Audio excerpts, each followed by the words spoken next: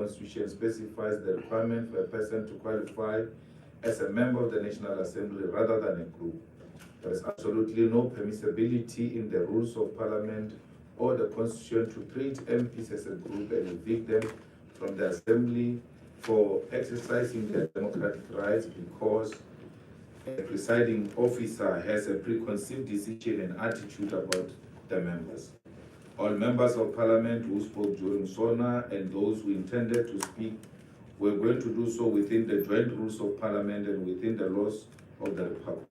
It is therefore unconstitutional, unlawful, and unacceptable that the South African Police Services counter-assault team violently and physically invaded Parliament to remove peaceful members of Parliament who were using their democratic right to protest against a criminal president who has thus far been using Parliament, the executive, and the courts to protect his so many misdemeanors and criminal activities. We as members of Parliament are constitutionally protected to raise points of orders and to protest within the precincts of Parliament whenever there are legitimate issues that we deem necessary to bring public attention. There is so many legitimate areas of concern in South Africa, and this includes the fact that Mr. Cyril Ramaphosa has taken Parliament to court. His executive is failing to bring electricity dependability, high level of crime, the increasing level of gender-based violence, the rising cost of living, the rising unemployment, poverty, and there is demonstrable incapacity to handle all these crises, including Parliament. It will have therefore been irresponsible and derogation of duty for us as members of Parliament to fold our arms and do nothing during SONA when our country is in crisis. As elected representatives, we carry the perpetual obligation to represent our people and their disapproval of the direction the country and government are taking, and we cannot and should not wait for the election to do so. With maximum discipline and in compliance with the joint rules of Parliament, we as EFF MPs correctly and decisively raised some of the issues that require immediate intervention and attention. We as members of Parliament are permitted to absolute freedom of speech and to protest in Parliament in terms of Section 58 of the Constitution.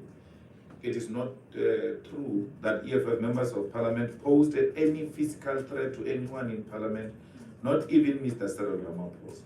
We have a constitutional protection to voice our opinions and can do that in whatever form we deem suitable. We also take note that in the process of the police service evicting members of Parliament, Nosifiwe Mapisa Ngakula said animal out, which was in reference to EFF members of Parliament. Referring to members of Parliament as animals is against the rules of the National Assembly and altogether unacceptable. We will therefore be reporting the Speaker to the Rules Committee of Parliament and will, as a matter of agency, table a motion of no confidence against the Speaker for referring to members of Parliament as animals. The Speaker must know that from now onwards, she has declared a war against the EFF members of Parliament for referring to us as animals and will treat her accordingly. What transpired in Parliament is an illustration that South Africa has degenerated into a dictatorship where the rule of law is not respected and applied. Many laws and precedences have emphasized on the sanctity of separation of powers. It is now evident that Mr. Ramaphosa has no respect for the separation of powers and has violently undermined the autonomy of Parliament. In response, it is now evident that SARS brought its elite unit to Parliament with firearms to intimidate MPs, a phenomenon and practice that is not allowed anywhere in the world. There must never ever be demonstration of guns in Parliament because such will erode the foundation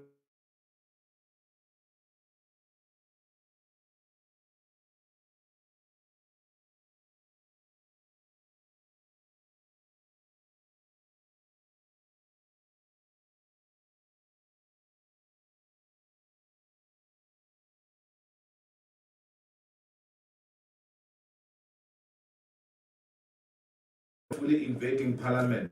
The SARS harassed members of the media through physical violence and intimidation. This conduct goes against the South Africa's constitutional democracy and values. The illegal invasion of parliament by SAPs did not only violate members' constitutional privilege to freedom of speech as guaranteed under Section 58, subsection 1 of the Constitution. They have also undermined the Western Cape High Court judgment in the matter between the Democratic Alliance and the Speaker of the National Assembly, the Chairperson of the National Council of Provinces, and the government.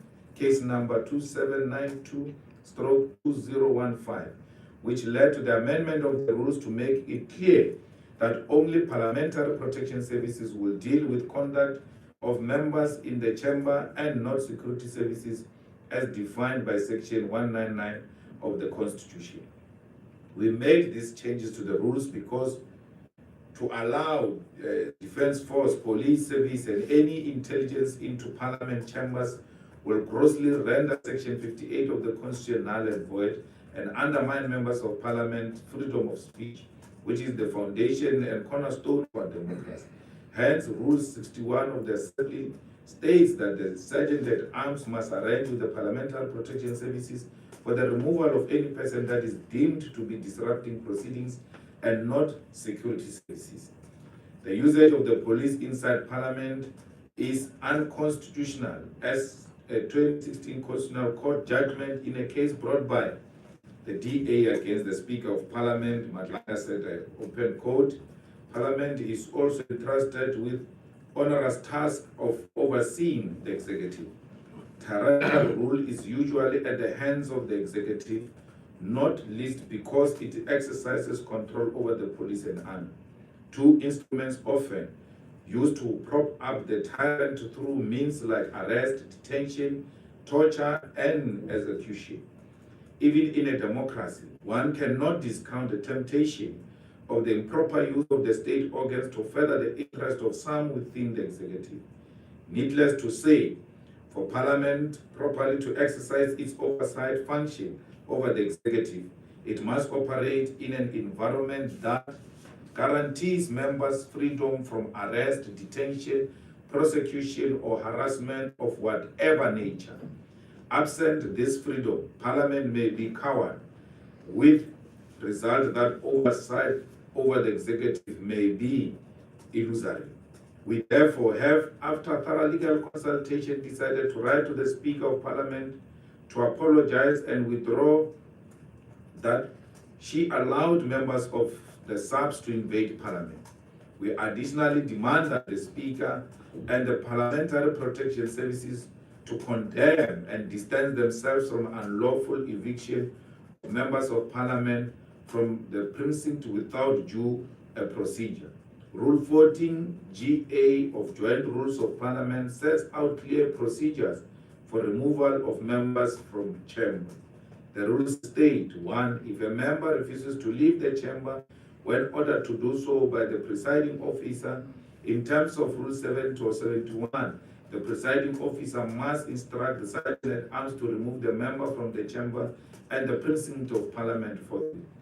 In 2, if the Sergeant at Arms is unable in person to effect the removal of the member, the presiding officer may call upon the Parliamentary Protection Services to assist in removing the member from the chamber and the precinct of Parliament.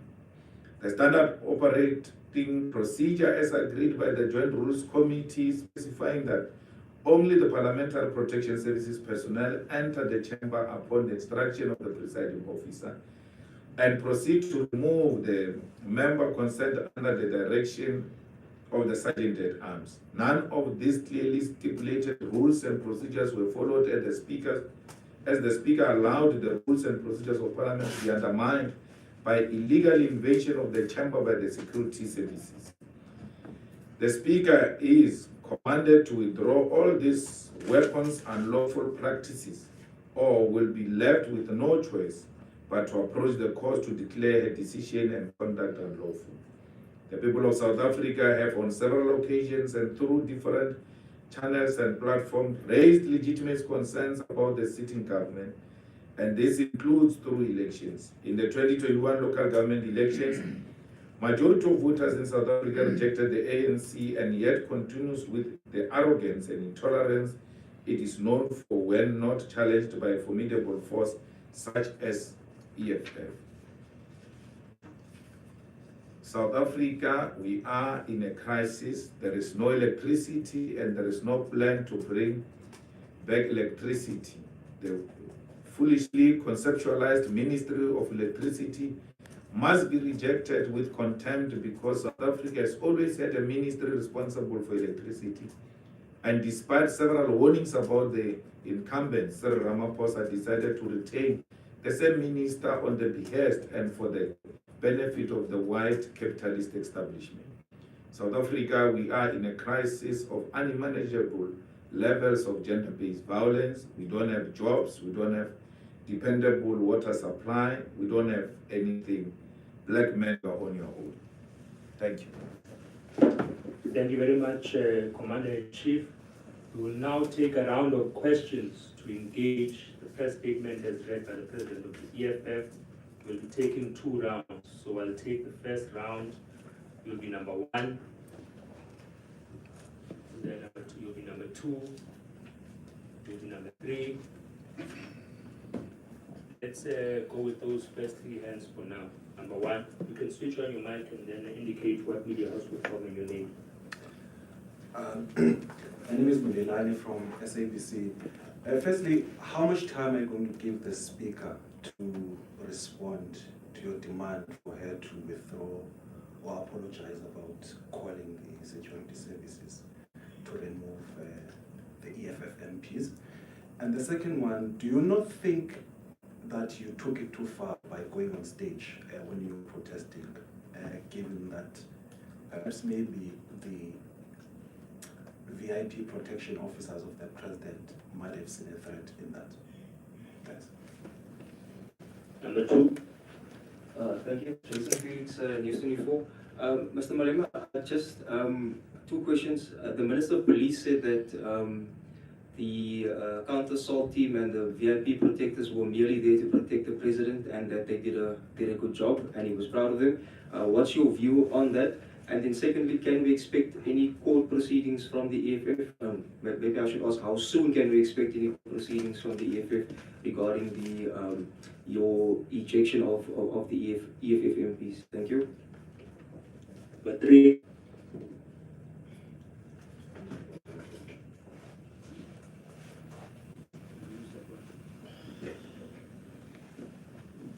Good day, Lisa Gatanya from the Mail and Guardian. Just 3 questions from me, Mr. Malema. Number 1, you say that the National Assembly Speaker has declared herself an enemy of the EFF and she will now be treated, you'll now treat her accordingly. What do you mean by that? Your view or your reaction to the State of the Nation address holistically, what did you take out of that? If you could just give us your own reaction to the EFF in terms of what you heard from the President. In terms of the new Ministry of Electricity, you said that you reject the new ministry with contempt. You talk about Mr. Pravin Gordhan or that ministry. Are you against the ministry itself, or are you against the decision by the president to allow the Minister Gordhan, to still continue to be the shareholder in terms of Eskom? Thank you. Over to you, President. Thank you very much. The Speaker will get 48 hours upon receiving our letter to publicly withdraw and apologize. And she should do so with the protection services by distancing themselves from the act of the security services, and they should do so in a form of a press conference. Failure to do so within 48 hours, we will approach the Constitutional Court directly, because at the level where we are, we think that these matters deal directly with the Constitution and do not need other lower courts to deal with these matters. So it enters both the time and the issue of when should the Speaker withdraw that.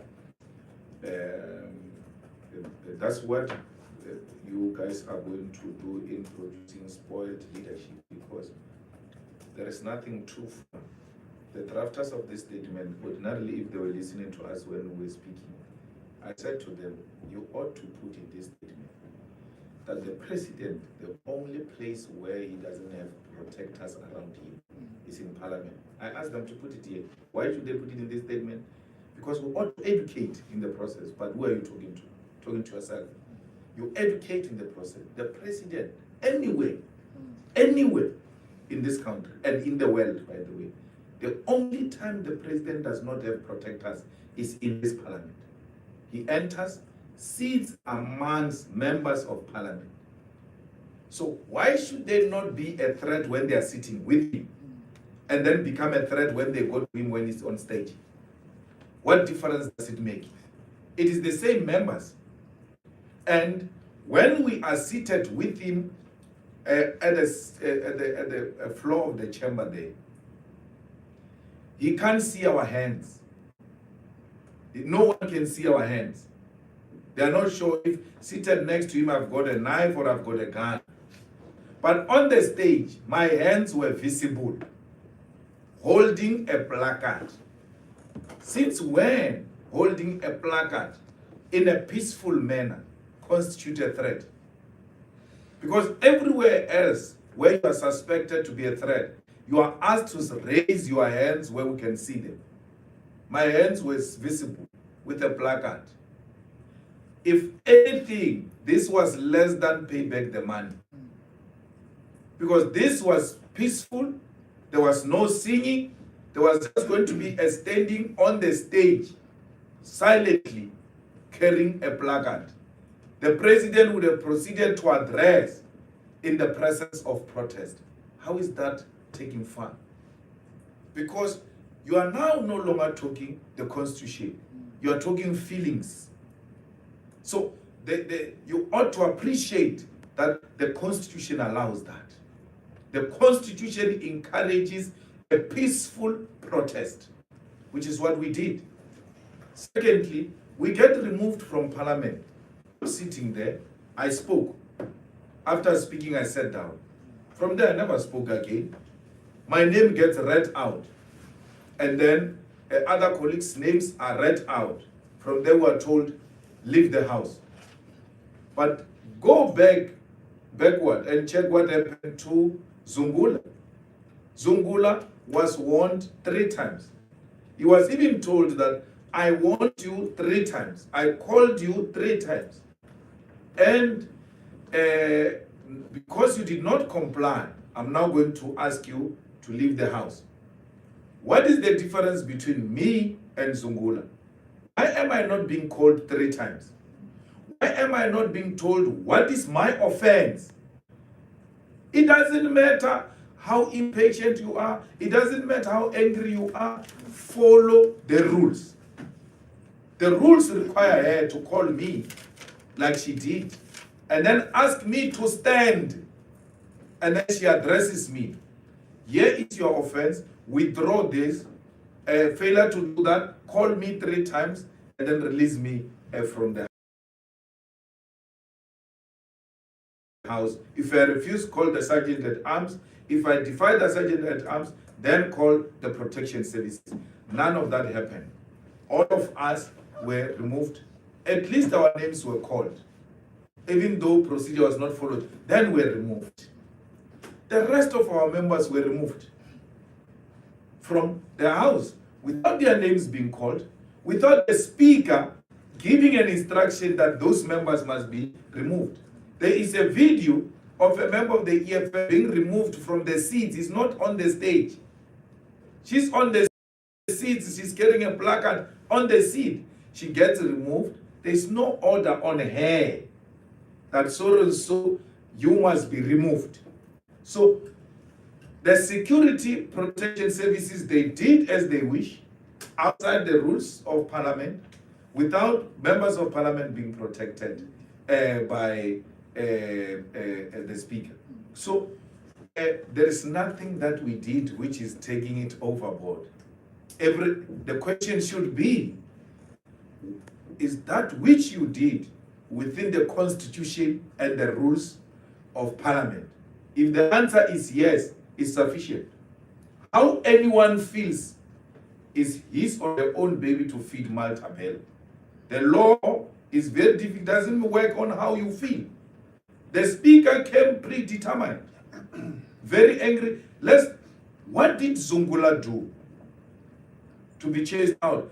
Zungula, you can see his name was kept somewhere special. It was clear he's going to be evicted. When we were raising hands, that other table staff guy took a paper to the speaker. And the speaker said, oh, sorry, I hear Honorable Zungula's hand is up. He fell into the trap. Honorable Zungula's hand was up with the hands of all of us. But Zungula was given special attention. Without listening to him, they went for him. Because use Zungula as an example so that the rest can be intimidated. Secondly, why do you open parliament with silent prayer and meditation? Immediately into parliament, read the rules. If you didn't come with a predetermined agenda to intimidate people, no one has done anything. There's no need for reading of the rules. You just open parliament straight into the rules. If you do this, this was going to happen. You came to parliament angry and with a predetermined agenda and not ready to listen to anyone. The president requires no protection in parliament. I will never, and the president knows that himself, that I will never harm him. Because you ought to look at between the two, who is the most powerful? I've got no tools to harm the state. The president is more powerful than me. So you can't look at me and look at the president and say, this guy constitutes a danger to the president. The president does not belong here. This is my workplace here. I work here. I've got the right to be here and be anywhere in this precinct. I work here. The president doesn't work here. How do you protect a visitor over the workers of this place? So the counter-assault team went overboard. Look at what happens. There is a man who enters the stage and standing in front of the president. He's wearing a face mask. Till today, no one knows who's that man. Number two, the counter-assault team, colleagues, is carrying guns inside parliament on the stage. That stage is highly contested, highly politicized stage. The counter-assault team member can be triggered for whatever reason and shoot members of parliament. Why are the guns allowed inside parliament? That's what all of us should be asking. Because the protection of the president has got nothing with touching me. Why are they touching me? If they're protecting the president, they were supposed to go and build a wall around the president and wait for me until I approach and want to break that wall. No, they don't protect the president. They come to me. That's not the protection of the president. It's a harassment of members of parliament. They were supposed to build a wall around the president, not come to me. They come to me. I went on stage. Immediately I was on top of the stage. I'm carrying a placard. Members of the EFF come on the stage. They carry the placard. They are nowhere close to the president. So why does Beggy say no? They did well, and then he's praising them. Beggy is singing for supper. Cabinet reshuffle is imminent, and that's why he's doing the most stupid things. Semi-illiterate minister of police who knows nothing except to just go around saying a lot of nothing which results in no results. The GBV is high. The levels of crime are too high. The only thing he can praise is harassment of colleagues in parliament. He's a certified fool. He's a stupid. No member, self-respecting member of parliament or a minister should celebrate what those members of police did inside there. The minister, when we say she's an enemy, we said in our statement, the speaker, she must, we are going to put a motion of no confidence in her. She's the most impatient speaker. She's the most irresponsible speaker. Yesterday, when she said she was calling security, she removes us, and then they tell her, you need to cure this thing because the security came without your instruction. In curing that, she makes it worse. She said, South African security forces come inside, meaning she was calling the army to come inside. Because she didn't specify which security forces she's talking about. South African security forces come inside. She knew that those police came inside without a permission. That's why even the rules she read at the end of the day, and when the president finished, still says those police can come in when there is danger to life, when there is a serious disruption that is a threat to life, or damage to property. None of the things that she read at the end existed when the security forces entered parliament. So she knew that those people were out of line, and she had to do something to try and cure that anomaly that occurred in that parliament. And it's not curable except to accept it and take full responsibility that that act was unconstitutional. Well, our reaction to a non-existing SONA really is the electricity minister, which is not necessary. What is this minister is going to do, which Pravin didn't do or was required to do? Because Pravin, in that state-owned enterprise arrangement, could have been told that whatever you do, prioritize ESCOM. It's as simple as that. Now they are fighting with Gwede because his handlers don't want Gwede.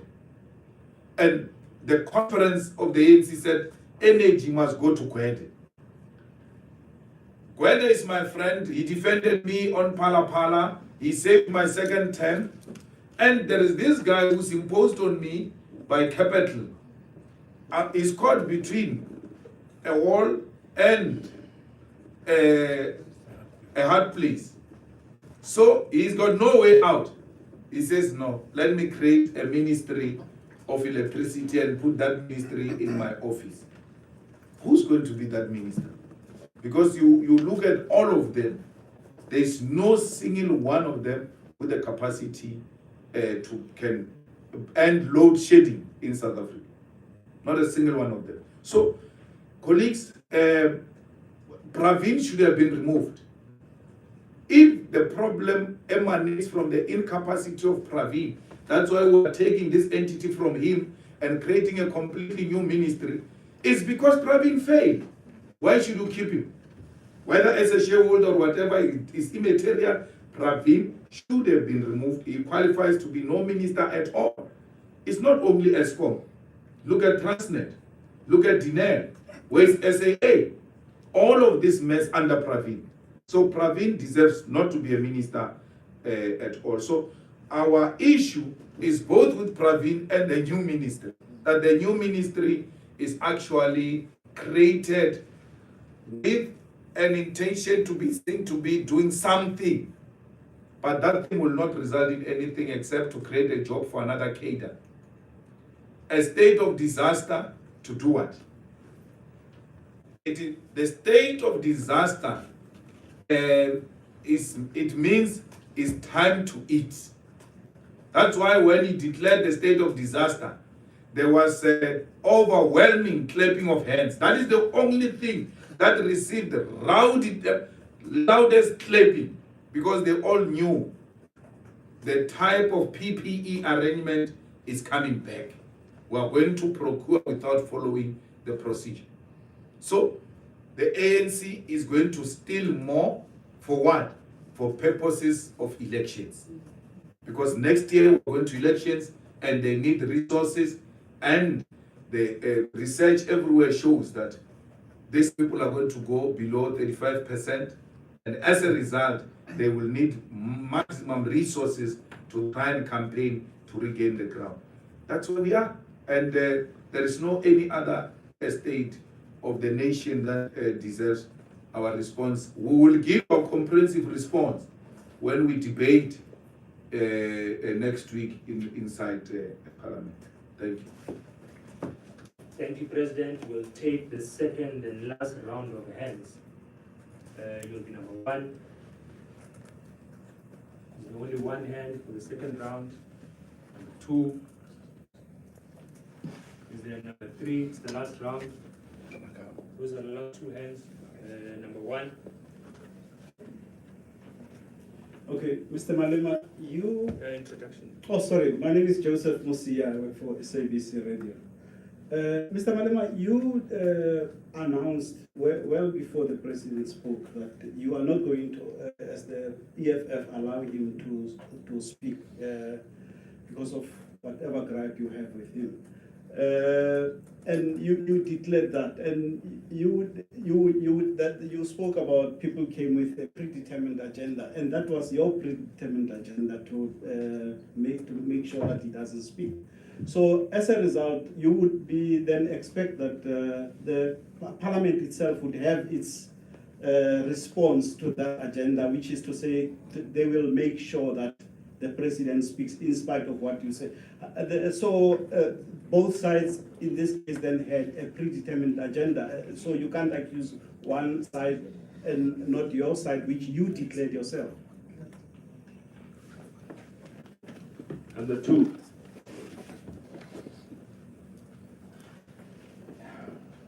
Just for clarity, Mr. Malema, in terms of the state of disaster, what actions, will you take any actions? The DA has said that they're going to court. Is there any action that you will be taking, given that you find that, or you surmise that it will be a looting spree for the ANC? Thank you.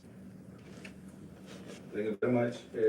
We are going to make sure that we monitor closely the implementation of a state of disaster, and will ensure that any possible corrupt activity, it is exposed, it is challenged, and we'll wait for them to issue the final details of what is the state of disaster entail.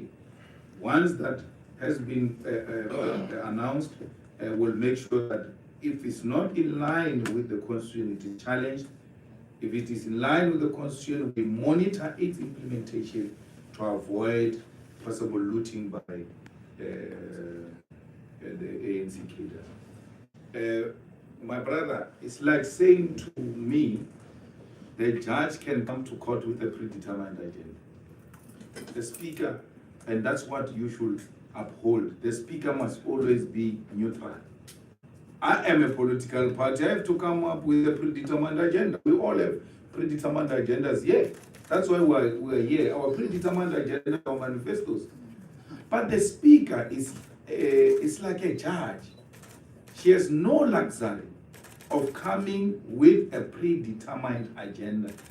She must not listen to the noises that are being made outside Parliament. She must enter Parliament with that objectivity, with that sober mind, and with an intention to listen to everyone. It doesn't matter whether you like them or not.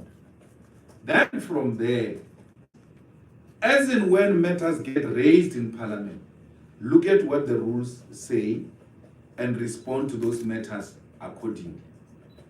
But if the SABC is going to allow the speaker to come with a predetermined agenda, you are going to have Zungula removed for doing nothing but just being Zungula.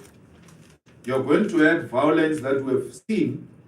We're going to have a situation where counter-assault team is allowed in Parliament behind the stage, hiding behind the curtains. That is your predetermined agenda that you are saying it must be allowed by Parliament. It can't be. You cannot equate a political party's attitude to be the same as that of Parliament. Parliament has got a duty at all times to rise above, and that is the duty of the speaker. The speaker is almost like a judge. The judge, you can say all manner of things. Remember, we said to you, if she doesn't withdraw, we're going to court. That court we're going to, the Constitutional Court, Inside there were two judges from the Constitutional Court, the Chief Justice and the Deputy Chief Justice. Effectively, they were witnesses to what happened inside there. But they can't allow that noise which was made there and all of that to blind them from what the law says.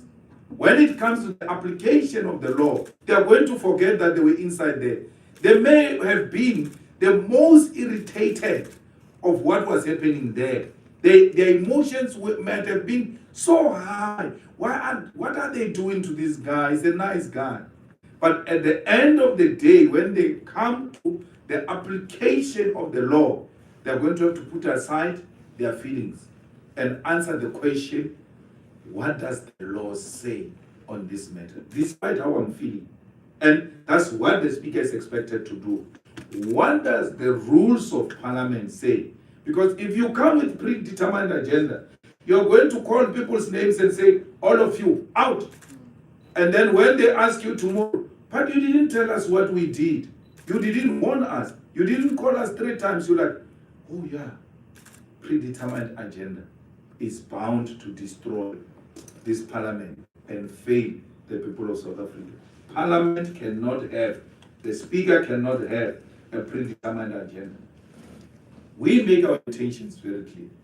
And our intentions are not unconstitutional, are not outside the rules of law, the rules of parliament. I stood up there, she said, we are here to do one thing only, and that thing is to listen to the president. And I said to her, you are wrong. The founders of this parliament will not have inserted the point of order if the duty of all of us here on such occasion is to just come and sit. So you are wrong to say the only role all of you play here is to bring your ears. And she realized she was wrong. That's why those things are there. That gathering of yesterday is governed by rules. And in those rules, point of privilege, point of order was allowed. But look at how we get treated. No one is going to speak here. No one is going to raise his hand here. There's not going to be any point of order anymore. If you continue, I'm going to remove you. Members of parliament say point of order, point of order, point of order. Then she reads our names because she said no one must do that. Then she says to us, go. We violently get removed. When they reconvene after 10 minutes adjournment, Steenhuisen raises his hand. He's allowed to speak. After she said, no one is going to speak. And we get removed for speaking after she said, you can't speak. Steenhuisen then raises her hand, allowed to speak. We need to ask the question, what is the difference between Malema and Steenhuisen? You answer that question on your own. What is the difference? We all know what is the difference. Malema is black, Steenhuisen is white. There are rules for white people, there are rules for black people. And the ANC people anyway, historically, they've always been very scared of white people. There is no way her own DNA will allow her to stop a white man from speaking. No ways. Even after she ruled, Steenhuisen stood up, Steenhuisen was allowed to speak. Her partisan attitude allowed German Cat to speak. German Cat spoke there. What is German Cat's name? Hadeb. Hadeb spoke without quoting the rule. He spoke. And Hadeb was not taken out of the house because he comes from the same party with her. Spoke, we said to her, under which rule is Hadeb standing up? Hadeb was not removed. Talk of a predetermined agenda. We're going to hit the EFF, we're going to hit the Zungula ATM, and our own will be protected irrespective of whether they're following the rules or not.